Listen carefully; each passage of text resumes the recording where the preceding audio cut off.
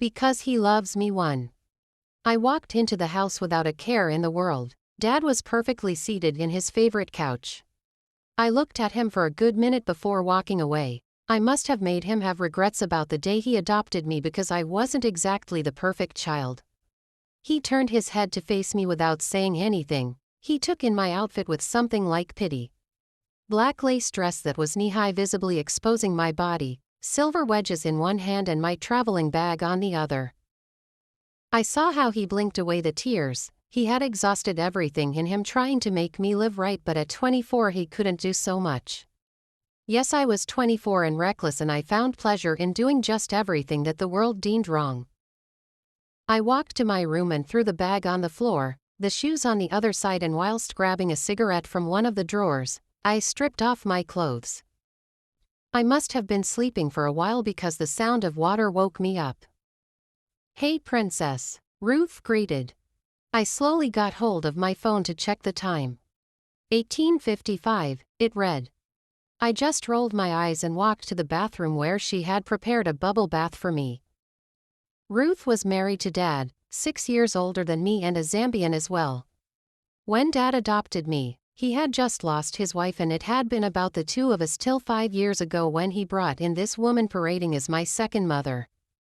To say that I was happy about it would be a blue lie because I feel she is just after his money.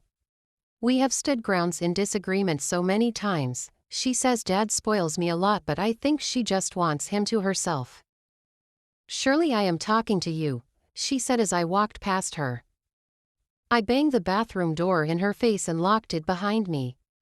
I inspected the water for a while before dipping my melanin skin in it. I must confess it felt like paradise. I plugged in my headsets and put Soweto Baby on repeat as I sipped on some wine. Ruth was right when she said I was spoilt. I just couldn't admit it because I didn't know any other life apart from the one I had. After what seemed like forever, I walked out with a towel wrapped around me. I was a goddess and I knew it. I applied some lotion and pulled on a short lace gold dress barely covering anything and black heels. I covered my lips in a nude lipstick and allowed my gold hair to fall to my shoulders. I stared at myself for a few seconds before smiling. I looked just perfect. The night was still young and I didn't plan on spending it indoors. I didn't have much female friends, so there was no one to go clubbing with. "You will not leave this house dressed like that," Dad said, looking at me.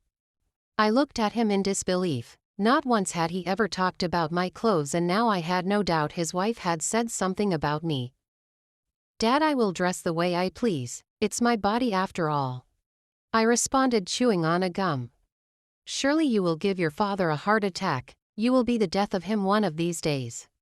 His wife cut in. "No one asked for your opinion." "Surely," both of them screamed at the same time. "Don't wait up for me. I might not even come back," I said, turning away. "This is not your house. You are expected to come back, and besides, you are a girl," she said. I rolled my eyes before walking away. "Are you coming back?" Dad asked calmly. "I have never missed breakfast with you, Daddy," I said with a smile. "Okay then," he responded, pressing his phone. Minutes later there was a notification on my phone. He had transferred some money in my account. "You will need it for gas," he said before standing up. "Thank you, Daddy," I said with a smile. "You are welcome, princess." The look that Ruth gave me was deadly, but I cared less because she meant nothing to me. I drove out of the yard and headed straight to Mika Hotel, where I was meeting one of my clients. I wish I knew what was wrong with me, but honestly speaking, I didn't. I had everything at my disposal, but I still chose this kind of life. I first heard of escort girls in one of the movies I was watching. I liked the idea, but it looked like a far-fetched dream till one fateful day when a white man approached me asking if I knew any escort agencies in Zambia. I presented myself as an escort girl. He later introduced me to his friends who did the same too.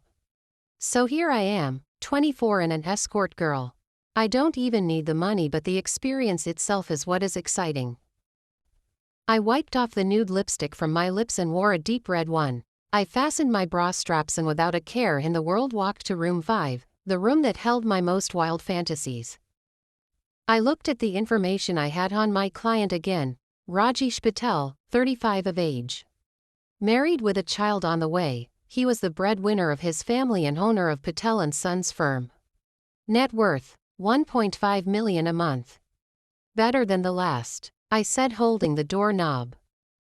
Your friend and author Winnie. Hibiscus.